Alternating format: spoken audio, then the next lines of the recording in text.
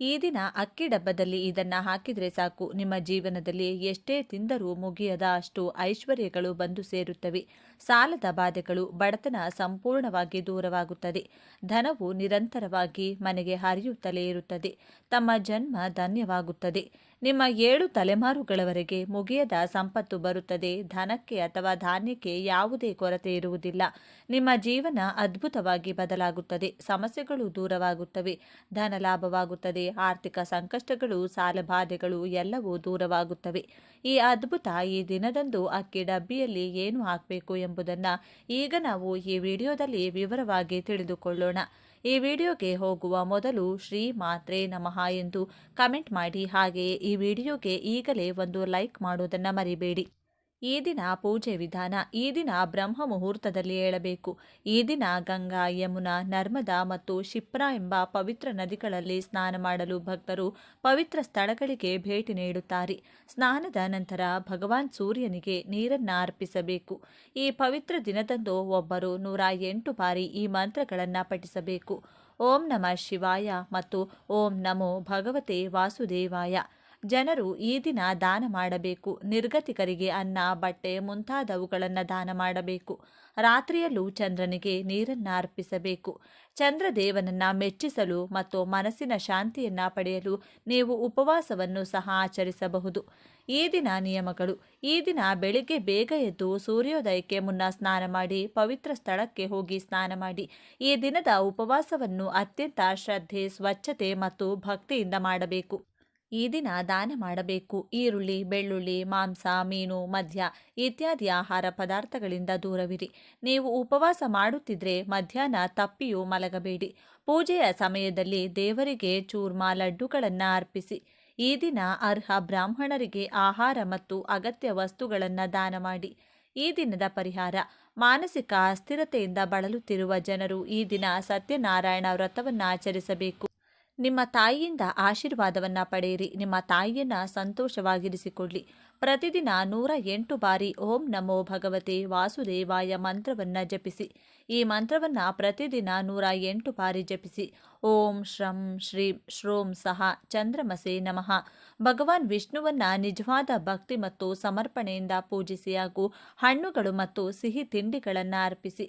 ಇನ್ನು ಈ ದಿನ ನಮ್ಮ ಜೀವನದಲ್ಲಿ ಸಾಮಾನ್ಯವಾಗಿ ಆರ್ಥಿಕ ಸಂಕಷ್ಟಗಳು ಬರುತ್ತಲೇ ಇರುತ್ತವೆ. ಮನುಷ್ಯನಾದ ಮೇಲೆ ಕಷ್ಟಗಳು ಬರುತ್ತಲೇ ಇರುತ್ತವೆ. ಆದರೆ ಕೆಲವರಿಗೆ ಕಷ್ಟಗಳು ಹೀಗೆ ಬಂದು ಹಾಗೆ ಹೋಗುತ್ತವೆ. ಇನ್ನು ಕೆಲವರಿಗೆ ಆ ಕಷ್ಟಗಳು ಹಾಗೆಯೇ ಮುಂದುವರಿಯುತ್ತಲೇ ಇರುತ್ತವೆ. ಎಷ್ಟೇ ಕಷ್ಟಪಟ್ಟರೂ ಕಷ್ಟಗಳು ಕಡಿಮೆಯಾಗುವುದಿಲ್ಲ. ಇಂಥವರು ಕಷ್ಟಗಳಿಂದ ಹೊರಬಂದು ಜೀವನದಲ್ಲಿ ಹಣದ ಕೊರತೆ ಇಲ್ಲದೆ ಬದುಕಬೇಕೆಂದರೆ ಮರೆಯದೆ ಅಕ್ಕಿ ಡಬ್ಬದಲ್ಲಿ ಇದನ್ನು ಹಾಕಿ. ಈ ದಿನದಂದು ಎಲ್ಲರೂ ಬೆಳಿಗ್ಗೆ ಸಂಜೆ ಚಿಟಿಕೆ ಗಂಧದ ಪುಡಿ ಹಾಕಿ ದೀಪಾರಾಧನೆಯನ್ನು ಮಾಡಿ.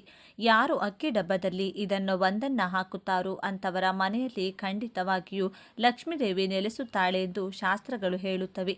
ಅಕ್ಕಿ ಪ್ರತಿಯೊಬ್ಬರ ಮನೆಯಲ್ಲಿಯೂ ಇರಲೇಬೇಕು. ಅಕ್ಕಿ ಇಲ್ಲದೆ ನಾವು ಬದುಕಲು ಸಾಧ್ಯವಿಲ್ಲ.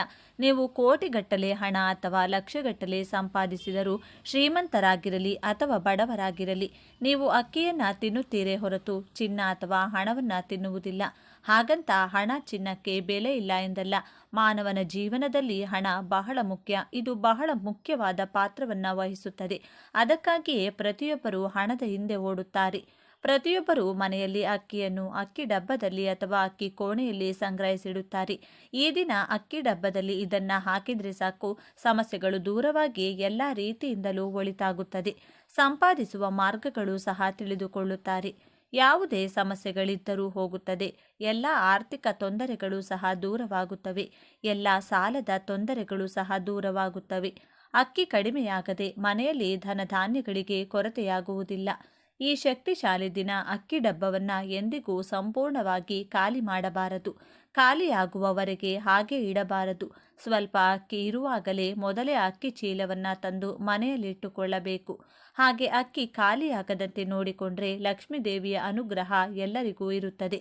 ಅದೇ ರೀತಿ ಅಕ್ಕಿ ಡಬ್ಬದಲ್ಲಿ ಅಕ್ಕಿ ಎಂದಿರುವ ಹುಳ ಹಿಡಿಯದಂತೆ ನೋಡಿಕೊಳ್ಳಬೇಕು. ಕೆಲವರು ಕೈಯಿಂದ ಅಕ್ಕಿಯನ್ನು ಡಬ್ಬಕ್ಕೆ ಹಾಕಿದರೆ ಆ ಅಕ್ಕಿ ಸುಲಭವಾಗಿ ಹುಳ ಹಿಡಿಯುತ್ತದೆ. ಹಾಗೆ ಹುಳ ಹಿಡಿಯದಂತೆ ಇರಬೇಕೆಂದರೆ ಅಕ್ಕಿ ಡಬ್ಬದಲ್ಲಿ ಕೆಲವು ಬೇವಿನ ಎಲೆಗಳನ್ನು ಅಂದರೆ ಒಂದು ಹಿಡಿ ಬೇವಿನ ಎಲೆಗಳನ್ನು ಅಕ್ಕಿ ಡಬ್ಬದಲ್ಲಿ ಹಾಕಿ ಹಾಗೆ ಹಾಕುವುದರಿಂದ ಅಕ್ಕಿಗೆ ಹುಳು ಹಿಡಿಯುವುದಿಲ್ಲ. ಆರ್ಥಿಕ ಸಮಸ್ಯೆಗಳಿಂದ ಬಳಲುತ್ತಿರುವವರು ಈ ದಿನದಂದು ಒಂದು ಬಟ್ಟೆಯನ್ನು ತೆಗೆದುಕೊಳ್ಳಿ. ಹಳದಿ ಬಟ್ಟೆ, ಕೆಂಪು ಬಣ್ಣ, ಬಿಳಿ ಬಣ್ಣ, ಈ 3 ಬಣ್ಣಗಳಲ್ಲಿ ಯಾವುದೇ ಬಣ್ಣದ ಬಟ್ಟೆಯನ್ನಾದರೂ ತೆಗೆದುಕೊಳ್ಳಬಹುದು. ಹೀಗೆ ತೆಗೆದುಕೊಂಡು ಆ ಬಟ್ಟೆಯಲ್ಲಿ ಮೊದಲು 5 ತುಳಸಿ ಎಲೆಗಳನ್ನು ಹಾಕಿ. ಏಕೆಂದರೆ ತುಳಸಿ ಎಲೆಗಳು ಬಡತನವನ್ನು ನಿವಾರಿಸುತ್ತವೆ. ತುಳಸಿ ಎಲೆಗಳಿಗೆ ಜನರನ್ನು ಆಕರ್ಷಿಸುವ ಶಕ್ತಿ ಇದೆ. ಮೇಲಾಗಿ ತುಳಸಿ ಎಲೆಗಳು ಲಕ್ಷ್ಮೀ ದೇವಿಯ ಸ್ವರೂಪವಾಗಿರುವುದರಿಂದ 5 ತುಳಸಿ ಎಲೆಗಳನ್ನು ಹಾಕಿ. ನಂತರ 2 ಲಕ್ಷ್ಮೀ ಕವಡೆಗಳನ್ನು ಸಹ ಹಾಕಿ. ಏಕೆಂದರೆ ಲಕ್ಷ್ಮೀ ಕವಡೆ ಎಂದರೆ ಲಕ್ಷ್ಮೀ ದೇವಿಗೆ ತುಂಬಾ ಇಷ್ಟ. ಲಕ್ಷ್ಮೀ ಕವಡೆಗಳಿಂದ ಅಮ್ಮನವರ ಅನುಗ್ರಹವನ್ನು ಸುಲಭವಾಗಿ ಪಡೆಯಬಹುದು. ಆದ್ದರಿಂದ 2 ಲಕ್ಷ್ಮಿ ಕವಡೆಗಳನ್ನು ಬಟ್ಟೆಯಲ್ಲಿ ಹಾಕಿ. ನಿಮ್ಮ ಬಳಿ ಲಕ್ಷ್ಮಿ ಕವಡೆ ಇಲ್ಲದಿದ್ದರೆ 2 ಗೋಮತಿ ಚಕ್ರಗಳನ್ನು ಅಥವಾ ಇಲ್ಲದಿದ್ದರೆ 2 ಅರಿಶಿನ ಕೊಂಬುಗಳನ್ನು ಹಾಕಿ. ನಂತರ 11 ರೂಪಾಯಿ ನಾಣ್ಯಗಳನ್ನು ಈ ವಸ್ತ್ರದಲ್ಲಿ ಹಾಕಿ. ಇವೆಲ್ಲವನ್ನು ಒಂದು ಸಣ್ಣ ಗಂಟು ಕಟ್ಟಿ ನಂತರ ಈ ಗಂಟನ್ನು ಲಕ್ಷ್ಮೀದೇವಿ ಫೋಟೋ ಮುಂದೆ ಇಟ್ಟು ಧೂಪ ತೋರಿಸಿ ಆನಂತರ ತೆಗೆದುಕೊಂಡು ಹೋಗಿ ಅಕ್ಕಿ ಡ್ರಮ್ಗಳಲ್ಲಿ ಹಾಕಿ. ಅಂದರೆ ಅಕ್ಕಿಯ ಒಳಗೆ ಕೂತು ಹಾಕಿ. ಹೀಗೆ ಇಡುವುದರಿಂದ ನಿಮ್ಮ ತಲೆಮಾರುಗಳವರೆಗೆ ಹಣಕ್ಕೆ ಮತ್ತು ಧಾನ್ಯಕ್ಕೆ ಕೊರತೆ ಬರುವುದಿಲ್ಲ. ಆರ್ಥಿಕ ಸಮಸ್ಯೆಗಳು ದೂರವಾಗುತ್ತವೆ. ಧನಲಾಭ ಉಂಟಾಗುತ್ತದೆ. ವಿಪರೀತ ಧನ ಬರುತ್ತದೆ. ಲಕ್ಷ್ಮೀ ದೇವಿಯ ಅನುಗ್ರಹ ಲಭಿಸುತ್ತದೆ. ನಿಮಗೆ ಹಿಂತಿರುಗುವಿಕೆ ಎಂಬುದೇ ಇರುವುದಿಲ್ಲ. ಆದ್ದರಿಂದ ಎಲ್ಲರೂ ಶಕ್ತಿಶಾಲಿ ಈ ದಿನ ಈ ಪರಿಹಾರವನ್ನು ಮಾಡಿ. ಆದರೆ ಈ ಪರಿಹಾರ ಮಾಡುವವರು ಇಂದು ಒಂದು ನಿಯಮವನ್ನು ಪಾಲಿಸಬೇಕು. ಅದೇನು ಅಂದರೆ ನಾನ್ವೆಜ್ ತಿನ್ನಬಾರದು. ಮೊಟ್ಟೆ, ಮಾಂಸ ಹೀಗೆ ಯಾವುದೇ ರೀತಿಯ ಮಾಂಸಾಹಾರವನ್ನು ತಿನ್ನದೆ ಈ ಪರಿಹಾರವನ್ನು ಮಾಡಬೇಕು. ಅಕ್ಕಿ ಡಬ್ಬದಲ್ಲಿ ಇಟ್ಟ ಈ ಗಂಟನ್ನು 6 ತಿಂಗಳ ನಂತರ ತೆಗೆದು ಯಾವುದೇ ದೇವಸ್ಥಾನದ ಆವರಣದಲ್ಲಿ ಬಿಡಬೇಕು. ಬೇರೆ ಕಡೆ ಎಸೆಯಬಾರದು. ಈ ಸಣ್ಣ ಪರಿಹಾರದಿಂದ ಅನೇಕ ಅದ್ಭುತಗಳು ನಡೆಯುತ್ತವೆ. ಆದ್ದರಿಂದ ನೀವು ಕೂಡ ಈ ಪವಿತ್ರ ದಿನದಂದು ಅಕ್ಕಿ ಡಬ್ಬದಲ್ಲಿ ಇದನ್ನು ಹಾಕಿ ಶುಭ ಫಲಿತಾಂಶಗಳನ್ನು ಪಡೆಯಲು ಧಾನ್ಯಕ್ಕೆ ಕೊರತೆ ಇಲ್ಲದೆ ಸಂತೋಷದಿಂದ ಬದುಕಿ. ಉತ್ತಮ ನಿದ್ದೆ. ಕೆಲವರು ಸಂಜೆ ಸ್ನಾನ ಮಾಡುತ್ತಾರೆ. ಹೀಗಿದ್ದಾಗ ಆದಷ್ಟು ನೀರಿಗೆ ಉಪ್ಪನ್ನು ಸೇರಿಸಿ ಸ್ನಾನ ಮಾಡಿ. ಇದರಿಂದ ರಾತ್ರಿ ಚೆನ್ನಾಗಿ ನಿದ್ದೆ ಬರುತ್ತದೆ. ಸಾಮಾನ್ಯವಾಗಿ ಉತ್ತಮ ಸ್ನಾನವು ಉತ್ತಮ ನಿದ್ರೆಗೆ ಕಾರಣವಾಗುತ್ತದೆ. ಸ್ನಾನದ ಲವಣಗಳ ಬಳಕೆಯುಕ್ತ ಉತ್ತಮ ನಿದ್ರೆ ಪಡೆಯಲು ನಿಮಗೆ ಸಹಾಯ ಮಾಡುತ್ತದೆ. ಇದು ನಿದ್ರಾಹೀನತೆ ನಿವಾರಿಸಲು ಸಹಾಯ ಮಾಡುತ್ತದೆ. ಹೀಗಾಗಿ ಉಪ್ಪು ಯುಕ್ತ ನೀರಿನ ಸ್ನಾನ ದೇಹಕ್ಕೆ ಆರಾಮದಾಯಕ ಅನುಭವವನ್ನು ನೀಡುತ್ತದೆ.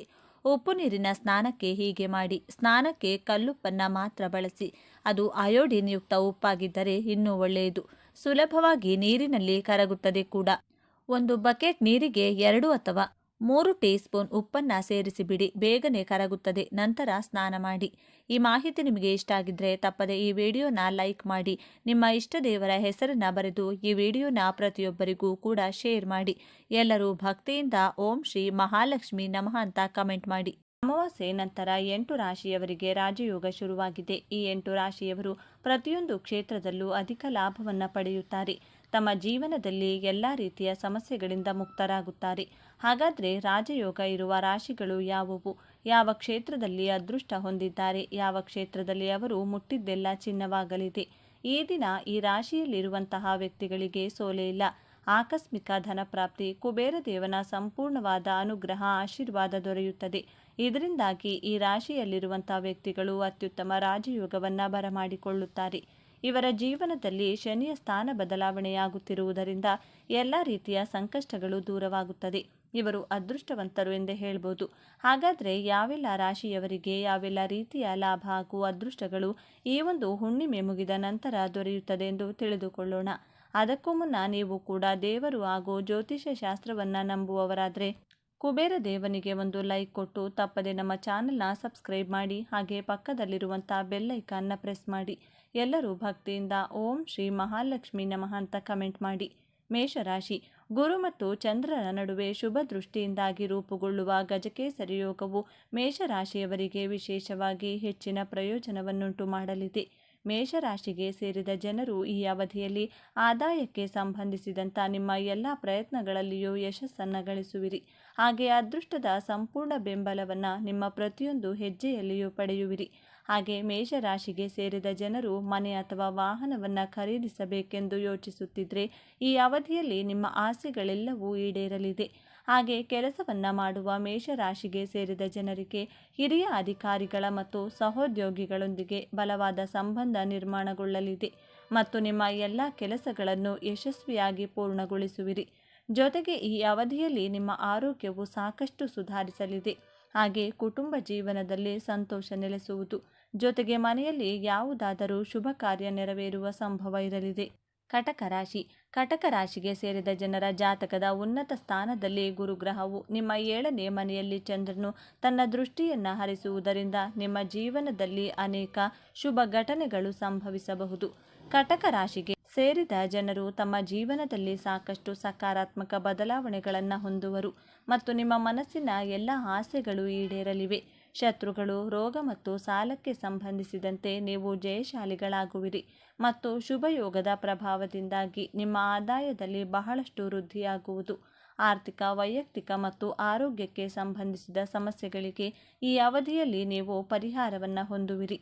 ಜೊತೆಗೆ ಈ ಅವಧಿಯಲ್ಲಿ ನಿಮಗೆ ಉನ್ನತಾಧಿಕಾರಿಗಳಿಂದ ಹೆಚ್ಚಿನ ಲಾಭವಾಗುವಂಥ ಸಂಪರ್ಕಗಳು ನಿರ್ಮಾಣಗೊಳ್ಳಲಿವೆ. ಕನ್ಯಾ ರಾಶಿ. ಗಜಕೇಸರಿ ಯೋಗದ ನಿರ್ಮಾಣದಿಂದಾಗಿ ಕನ್ಯಾ ರಾಶಿಗೆ ಸೇರಿದ ಜನರು ತಮ್ಮ ಜೀವನದಲ್ಲಿ ಪ್ರತಿಯೊಂದು ಸುಖ ಸಮೃದ್ಧಿಯನ್ನು ಗಳಿಸುವರು ಮತ್ತು ನೀವು ಹಳೆಯ ಸ್ನೇಹಿತರನ್ನು ಭೇಟಿಯಾಗುವ ಉತ್ತಮ ಅವಕಾಶ ಲಭಿಸಲಿದೆ. ನೀವು ಅಂಗಡಿ ಅಥವಾ ಮನೆಯನ್ನು ಖರೀದಿಸಬೇಕೆಂದು ಬಯಸುತ್ತಿದ್ದರೆ ಈ ಅವಧಿಯಲ್ಲಿ ಶುಭ ಯೋಗದ ಪ್ರಭಾವದಿಂದಾಗಿ ನೀವು ಅವುಗಳನ್ನು ಖರೀದಿಸುವ ಯೋಗ ದೊರಕಲಿದೆ. ಜೀವನಕ್ಕೆ ಸಂಬಂಧಿಸಿದಂತೆ ಕನ್ಯಾ ರಾಶಿಗೆ ಸೇರಿದ ಜನರು ಅನೇಕ ಲಾಭವನ್ನು ಪಡೆಯುವರು ಮತ್ತು ಪದವಿ ಹಾಗೂ ಪ್ರತಿಷ್ಠೆಯಲ್ಲಿ ವೃತ್ತಿಯನ್ನು ಹೊಂದುವುದರೊಂದಿಗೆ ಉತ್ತಮ ಬದಲಾವಣೆಗಳನ್ನು ಹೊಂದುವಿರಿ. ಈ 3 ದಿನಗಳಲ್ಲಿ ನಿರ್ಧಾರವನ್ನು ತೆಗೆದುಕೊಳ್ಳುವುದರಿಂದ ನಿಮಗೆ ಸಾಕಷ್ಟು ಶುಭ ಫಲಗಳ ಪ್ರಾಪ್ತಿಯಾಗುವುದು ಖಂಡಿತ. ಸಂಪತ್ತಿಗೆ ಸಂಬಂಧಿಸಿದಂತೆ ಈ ಅವಧಿಯಲ್ಲಿ ಲಾಭವನ್ನು ಪಡೆಯುವಿರಿ ಮತ್ತು ನಿಮ್ಮ ಸುಖ ಸಮೃದ್ಧಿಯಲ್ಲಿ ಹೆಚ್ಚಳವಾಗಲಿದೆ. ತುಲಾರಾಶಿ. ತುಲಾರಾಶಿಗೆ ಸೇರಿದ ಜನರ ಜಾತಕದ 10ನೇ ಮನೆಯಲ್ಲಿ ಚಂದ್ರ ಮತ್ತು ಗುರು ಗ್ರಹಗಳು ಪರಸ್ಪರ ದೃಷ್ಟಿ ಹರಿಸುವುದರಿಂದ ಗಜಕೇಸರಿ ಯೋಗವು ನಿರ್ಮಾಣಗೊಳ್ಳುವುದು. ಗಜಕೇಸರಿ ಯೋಗದ ಶುಭ ಪ್ರಭಾವದಿಂದಾಗಿ ತುಲಾರಾಶಿಗೆ ಸೇರಿದ ಜನರ ಆದಾಯದಲ್ಲಿ ಸಾಕಷ್ಟು ವೃದ್ಧಿಯಾಗುವುದು. ಹಾಗೆ ನೀವು ಹಠಾತ್ ಲಾಭವನ್ನು ಪಡೆಯುವ ಸಂಭವವಿದೆ. ಉದ್ಯೋಗದಲ್ಲಿ ನೀವು ಸಮೃದ್ಧಿಯನ್ನು ಹೊಂದುವಿರಿ ಮತ್ತು ವ್ಯಾಪಾರವನ್ನು ವಿಸ್ತರಿಸಲು ಉತ್ತಮ ಯೋಜನೆಗಳನ್ನು ರೂಪಿಸುವಿರಿ. ತುಲಾರಾಶಿಗೆ ಸೇರಿದ ಜನರ ಆರೋಗ್ಯವು ಈ ಅವಧಿಯಲ್ಲಿ ಸುಧಾರಿಸಲಿದೆ ಮತ್ತು ಶಾರೀರಿಕ ಹಾಗೂ ಮಾನಸಿಕವಾಗಿ ನೀವು ಬಲವಾದ ಸ್ಥಿತಿಯಲ್ಲಿರುವಿರಿ. ಈ ಶುಭಯೋಗದ ಪ್ರಭಾವದಿಂದಾಗಿ ತುಲಾರಾಶಿಗೆ ಸೇರಿದ ಜನರು ಲಾಭದಾಯಕ ಸಂಪರ್ಕಗಳನ್ನು ಪಡೆಯುವರು ಮತ್ತು ಮನೆಯಲ್ಲಿ ಸಂತೋಷಮಯವಾದ ವಾತಾವರಣವಿರಲಿದೆ. ಸಂಗಾತಿಯ ಸಹಾಯದಿಂದ ಸಂಪತ್ತು ಖರೀದಿಸುವ ಯೋಗ ಲಭಿಸುವುದು. ವೃಶ್ಚಿಕ ರಾಶಿ. ವೃಶ್ಚಿಕ ರಾಶಿಗೆ ಸೇರಿದ ಜನರ ಜಾತಕದ ಅದೃಷ್ಟದ ಮನೆಯಲ್ಲಿ ಗುರುವಿನೊಂದಿಗೆ ಚಂದ್ರನ ಪರಸ್ಪರ ದೃಷ್ಟಿ ಹರಿಸುವುದರಿಂದ ಗಜಕೇಸರಿ ಯೋಗದ ನಿರ್ಮಾಣವಾಗುವುದು. ಹಾಗಾಗಿ ವೃಶ್ಚಿಕ ರಾಶಿಗೆ ಸೇರಿದ ಜನರಿಗೆ ಎಲ್ಲ ರೀತಿಯ ವಿವಾದಗಳಿಂದ ಮುಕ್ತಿ ದೊರಕುವುದು ಮತ್ತು ಮಾತು ಹಾಗೂ ವ್ಯವಹಾರದಲ್ಲಿ ಸಕಾರಾತ್ಮಕ ಬದಲಾವಣೆಗಳನ್ನು ಹೊಂದುವಿರಿ. ಈ ರಾಶಿಗೆ ಸೇರಿದ ಜನರು ಹೊಸ ಕೆಲಸವನ್ನು ಹುಡುಕುತ್ತಿದ್ದರೆ ಈ ಅವಧಿಯಲ್ಲಿ ನಿಮ್ಮ ಆಸೆಗಳೆಲ್ಲ ಈಡೇರಲಿದೆ. ಹಾಗೆ ನಿಮ್ಮದೇ ಆದಂಥ ಸ್ವಂತ ವ್ಯಾಪಾರವನ್ನು ಶುರು ಮಾಡಬೇಕೆಂದಿರುವವರಿಗೆ ಈ ದಿನಗಳು ಸಾಕಷ್ಟು ಶುಭವಾಗಿರುವುದು. ವೃಶ್ಚಿಕ ರಾಶಿಗೆ ಸೇರಿದ ಜನರಿಗೆ ಶುಭ ಯೋಗದ ಪ್ರಭಾವದಿಂದಾಗಿ ಆದಾಯದಲ್ಲಿ ಹೆಚ್ಚಳವಾಗುವುದು ಮತ್ತು ಅವಿವಾಹಿತರಿಗೆ ಈ ಅವಧಿಯಲ್ಲಿ ವಿಶೇಷ ವ್ಯಕ್ತಿಯನ್ನು ಭೇಟಿಯಾಗುವ ಯೋಗ ದೊರಕಲಿದೆ. ವೃಶ್ಚಿಕ ರಾಶಿಗೆ ಸೇರಿದ ಜನರು ಈ ಅವಧಿಯಲ್ಲಿ ಎಲ್ಲ ರೀತಿಯ ಆರೋಗ್ಯ ಸಮಸ್ಯೆಗಳಿಂದ ಮುಕ್ತಿಯನ್ನು ಪಡೆಯುವರು ಮತ್ತು ರಾಜಕೀಯಕ್ಕೆ ಸಂಬಂಧಿಸಿದಂತೆ ನಿಮ್ಮ ಸಂಪರ್ಕಗಳು ವೃದ್ಧಿಯಾಗಲಿದೆ. ಮಕರ ರಾಶಿ. ಮಕರ ರಾಶಿಯಲ್ಲಿ ಚಂದ್ರನು ಸಪ್ತಮ ಮನೆಯಲ್ಲಿ ಗುರುವಿನೊಂದಿಗೆ ತಮ್ಮ ಸಂಸಪ್ತಕ ದೃಷ್ಟಿಯಿಂದಾಗಿ ಗಜಕೇಸರಿ ಯೋಗದ ನಿರ್ಮಾಣವಾಗಲಿದೆ. ಈ ಗಜಕೇಸರಿ ಯೋಗದ ಪ್ರಭಾವದಿಂದಾಗಿ ಮಕರ ರಾಶಿಗೆ ಸೇರಿದ ಜನರ ಚಿಂತೆಗಳು ದೂರವಾಗುವುದು ಮತ್ತು ಅದೃಷ್ಟದ ಬೆಂಬಲವನ್ನು ನಿಮ್ಮ ಪ್ರತಿಯೊಂದು ಹೆಜ್ಜೆಯಲ್ಲಿಯೂ ಪಡೆಯುವಿರಿ. ಹಾಗಾಗಿ ಮಕರ ರಾಶಿಗೆ ಸೇರಿದ ಜನರು ಉತ್ತಮ ಬುದ್ಧಿವಂತಿಕೆಯನ್ನು ಹೊಂದುವರು ಮತ್ತು ನೀವು ಮಹತ್ವಪೂರ್ಣವಾದ ನಿರ್ಧಾರವನ್ನು ತೆಗೆದುಕೊಳ್ಳಲು ಈ ಅವಧಿಯು ಬಹಳ ಉತ್ತಮವಾಗಿರಲಿದೆ. ಇದರಿಂದಾಗಿ ಭವಿಷ್ಯದಲ್ಲಿ ಸಾಕಷ್ಟು ಲಾಭವನ್ನು ಪಡೆಯುವಿರಿ. ಹಾಗೆ ಕೆಲಸಕ್ಕೆ ಸಂಬಂಧಿಸಿದಂತೆ ನೀವು ದೊಡ್ಡ ಯಶಸ್ಸನ್ನು ಗಳಿಸುವಿರಿ ಮತ್ತು ನಿಮ್ಮ ಆರ್ಥಿಕ ಸ್ಥಿತಿ ಬಲಗೊಳ್ಳಲಿದೆ. ಶತ್ರು, ರೋಗ ಮತ್ತು ಸಾಲಕ್ಕೆ ಸಂಬಂಧಿಸಿದಂತೆ ಸಮಸ್ಯೆಗಳಿಂದ ಈ ಅವಧಿಯಲ್ಲಿ ನೀವು ಮುಕ್ತಿಯನ್ನು ಪಡೆಯುವಿರಿ. ಜೊತೆಗೆ ಈ ಸಮಯದಲ್ಲಿ ನಿಮ್ಮ ಆದಾಯದಲ್ಲಿ ಸಾಕಷ್ಟು ವೃದ್ಧಿಯಾಗುವುದು ಮತ್ತು ಅಂಗಡಿ ಅಥವಾ ವಾಹನವನ್ನು ಖರೀದಿಸುವ ಯೋಗ ನಿರ್ಮಾಣಗೊಳ್ಳಲಿದೆ. ಅಕ್ಟೋಬರ್ ತಿಂಗಳ ಕೊನೆಯ ದಿನಗಳಲ್ಲಿ ನೀವು ಸಾಕಷ್ಟು ಶುಭ ಸುದ್ದಿಯನ್ನು ಪಡೆಯುವ ಯೋಗವೂ ಕೂಡ ಲಭಿಸುವುದು. ಮಿಥುನ ರಾಶಿ. ಮಿಥುನ ರಾಶಿಗೆ ಸೇರಿದ ಜನರಿಗೆ ವಿಶೇಷವಾಗಿ ಸಾಕಷ್ಟು ಲಾಭ ದೊರಕುವುದು. ಈ ಅವಧಿಯಲ್ಲಿ ಕೆಲಸವನ್ನ ಮಾಡುವ ಮಿಥುನ ರಾಶಿಗೆ ಸೇರಿದ ಜನರಿಗೆ ಪ್ರಗತಿ ದೊರಕುವ ಅವಕಾಶ ಸಾಕಷ್ಟು ಹೆಚ್ಚಾಗಿ ಲಭಿಸಲಿದೆ. ಈ ಸಮಯದಲ್ಲಿ ಮಿಥುನ ರಾಶಿಗೆ ಸೇರಿದ ವಿದ್ಯಾರ್ಥಿಗಳಿಗೆ ಶಾರೀರಿಕ ಉತ್ಸಾಹದಲ್ಲಿ ಬಹಳಷ್ಟು ಹೆಚ್ಚಳವಾಗುವುದು ಮತ್ತು ಯಶಸ್ಸು ಗಳಿಸುವ ಸಂಭವ ಸಾಕಷ್ಟು ವೃದ್ಧಿಯಾಗಲಿದೆ. ಈ ಅವಧಿಯಲ್ಲಿ ಮಿಥುನ ರಾಶಿಗೆ ಸೇರಿದ ವ್ಯಾಪಾರವನ್ನು ಮಾಡುವ ಜನರಿಗೆ ಹೆಚ್ಚಿನ ಲಾಭವನ್ನು ಪಡೆಯಲು ಉತ್ತಮ ಅವಕಾಶಗಳ ಪ್ರಾಪ್ತಿ ಕೂಡ ಆಗುವುದು. ಮಂಗಳನ ಶುಭ ಪ್ರಭಾವದಿಂದಾಗಿ ಮಿಥುನ ರಾಶಿಗೆ ಸೇರಿದ ಜನರು ತಮ್ಮ ಕಠಿಣ ಪರಿಶ್ರಮಕ್ಕೆ ತಕ್ಕ ಪ್ರತಿಫಲವನ್ನು ಈ ಸಂದರ್ಭದಲ್ಲಿ ಪಡೆಯಲಿದ್ದಾರೆ. ಬುಧನ ನಕ್ಷತ್ರದಲ್ಲಿ ಮಂಗಳನ ಸಂಚಾರದಿಂದಾಗಿ ನಿಮ್ಮ ಮನೆಯಲ್ಲಿ ಸುಖ ಸಮೃದ್ಧಿ ಹೆಚ್ಚಾಗುವುದು. ಜೊತೆಗೆ ಶಾಂತಿಯುತ ವಾತಾವರಣ ಇರುವುದರಿಂದ ಸಾಕಷ್ಟು ಸಕಾರಾತ್ಮಕ ಫಲಿತಾಂಶಗಳನ್ನು ಈ ಸಂದರ್ಭದಲ್ಲಿ ಮಿಥುನ ರಾಶಿಗೆ ಸೇರಿದ ಜನರು ಪಡೆಯಲಿದ್ದಾರೆ. ಈ ಸಮಯದಲ್ಲಿ ಹೊಸ ಜನರೊಂದಿಗೆ ನಿಮ್ಮ ಪರಿಚಯ ಹೆಚ್ಚುತ್ತದೆ ಮತ್ತು ಸಾಮಾಜಿಕ ಸಂಪರ್ಕಗಳು ವೃದ್ಧಿಯಾಗುತ್ತದೆ. ವೃತ್ತಿಯಲ್ಲಿ ನಿಮಗೆ ಪ್ರಗತಿಯ ಅವಕಾಶಗಳು ಬಹಳಷ್ಟು ಸಿಗುತ್ತವೆ ಮತ್ತು ನಿಮ್ಮ ಆತ್ಮವಿಶ್ವಾಸ ಹೆಚ್ಚಾಗುತ್ತದೆ. ಮೀನರಾಶಿಗೆ ಸೇರಿದ ಜನರಿಗೆ ಬಹಳಷ್ಟು ಶುಭ ಫಲಗಳ ಪ್ರಾಪ್ತಿಯಾಗುವುದು. ಈ ಅವಧಿಯಲ್ಲಿ ಕೆಲಸವನ್ನು ಮಾಡುವ ಮೀನರಾಶಿಗೆ ಸೇರಿದ ಜನರು ಬಡ್ತಿಯನ್ನು ಪಡೆಯಲು ಉತ್ತಮ ಅವಕಾಶಗಳ ಪ್ರಾಪ್ತಿಯಾಗಲಿದೆ. ಹಾಗೆ ನಿಮ್ಮ ಆದಾಯದಲ್ಲಿ ಸಾಕಷ್ಟು ಹೆಚ್ಚಳವಾಗುವುದರೊಂದಿಗೆ ನಿಮಗೆ ಧನ ಸಂಪತ್ತಿನಲ್ಲಿ ಕೊರತೆ ಉಂಟಾಗುವುದಿಲ್ಲ. ಈ ಸಂದರ್ಭದಲ್ಲಿ ನಿಮ್ಮ ಕಷ್ಟಗಳೆಲ್ಲ ದೂರವಾಗಲಿದೆ. ಮಂಗಳನ ಶುಭ ಪ್ರಭಾವದಿಂದಾಗಿ ಮೀನರಾಶಿಗೆ ಸೇರಿದ ಜನರ ಆತ್ಮವಿಶ್ವಾಸದಲ್ಲಿ ಸಾಕಷ್ಟು ಹೆಚ್ಚಳವಾಗುವುದು ಮತ್ತು ಅದೃಷ್ಟದ ಸಂಪೂರ್ಣವಾದ ಬೆಂಬಲವನ್ನು ಈ ರಾಶಿಗೆ ಸೇರಿದ ಜನರು ತಮ್ಮ ಪ್ರತಿ ಹೆಜ್ಜೆಯಲ್ಲೂ ಪಡೆಯಲಿದ್ದಾರೆ. ಮೀನರಾಶಿಗೆ ಸೇರಿದ ಜನರು ಈ ಅವಧಿಯಲ್ಲಿ ಶಾರೀರಿಕವಾಗಿ ಉತ್ತಮ ಸಾಮರ್ಥ್ಯವನ್ನು ಹೊಂದುವರು. ಹಾಗೆ ಮಂಗಳನ ನಕ್ಷತ್ರ ಬದಲಾವಣೆಯಿಂದಾಗಿ ಮೀನರಾಶಿಗೆ ಸೇರಿದ ಜನರ ಮನೆಯಲ್ಲಿ ಸುಖ ಶಾಂತಿ ಹೆಚ್ಚಾಗಿ ನೆಲೆಸುವುದು. ಜೊತೆಗೆ ಕೆಲಸವನ್ನು ಮಾಡುವ ಈ ರಾಶಿಯವರಿಗೆ ಪ್ರಗತಿಗಾಗಿ ಅತ್ಯುತ್ತಮವಾದ ಅವಕಾಶಗಳು ಈ ಸಂದರ್ಭದಲ್ಲಿ ಗೋಚರಿಸಲಿದೆ. ಕುಟುಂಬದಲ್ಲಿ ಯಾರಿಗಾದರೂ ಆರೋಗ್ಯ ಸಂಬಂಧಿತ ಸಮಸ್ಯೆ ಇದ್ದರೆ ಅವರಿಗೆ ಪರಿಹಾರ ದೊರೆಯುತ್ತದೆ ಮತ್ತು ಕುಟುಂಬದೊಂದಿಗೆ ಯಾವುದಾದರೂ ತೀರ್ಥ ಸ್ಥಳಕ್ಕೆ ಹೋಗಲು ಯೋಜನೆಯನ್ನು ರೂಪಿಸುವಿರಿ. ಈ ಅವಧಿಯಲ್ಲಿ ಕುಟುಂಬದ ಯಾರಾದರೂ ಸದಸ್ಯರಿಗೆ ವಿವಾಹದ ಯೋಗ ದೊರಕಬಹುದು. ಈ ಮಾಹಿತಿ ನಿಮಗೆ ಇಷ್ಟವಾಗಿದೆ ಎಂದು ನಾನು ಭಾವಿಸ್ತೇನೆ. ಈ ಮಾಹಿತಿಯನ್ನು ಲೈಕ್ ಮಾಡಿ, ಶೇರ್ ಮಾಡಿ, ನಮ್ಮ ಚಾನಲ್ನ ಸಬ್ಸ್ಕ್ರೈಬ್ ಮಾಡ್ಕೊಳ್ಳಿ. ಒಂದೊಳ್ಳೆ ಮಾಹಿತಿಯೊಂದಿಗೆ ಪುನಃ ಭೇಟಿಯಾಗೋಣ. ಅಲ್ಲಿಯವರೆಗೂ ನೋಡ್ತಾ ಇರಿ ನಮ್ಮ ಚಾನಲ್. ಎಲ್ಲರೂ ಭಕ್ತಿಯಿಂದ ಓಂ ಶ್ರೀ ಶನೇಶ್ವರ ನಮಃ ಅಂತ ಕಮೆಂಟ್ ಮಾಡಿ. ಧನ್ಯವಾದಗಳು.